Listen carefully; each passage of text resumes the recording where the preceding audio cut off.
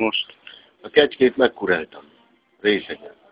A Bélát rendesen szerelmes voltam vele. Eladtam, mentem a beszélőre. Dunaújvárosban nem vittem a beszélőt.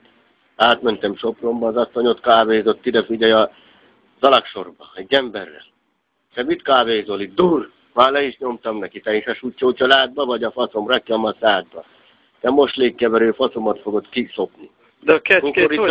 A kukoricadránáttal nyomtak be neked? Bevéreztél, úgy meg basztak, nyomnám a faszomat a szádba. Meghallsz, kinyillak!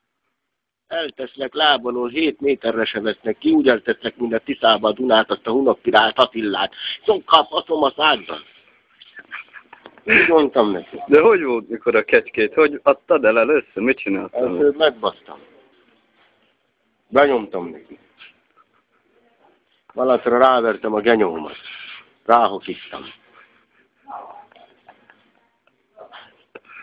Most te tényleg felvettél, te buzigeci? Nem. Azért mondom. Nem szabad a csénk. A tésztaszóron keresztül fogom leszopni izét, akivel éltem, Anikó. Most is szeretem.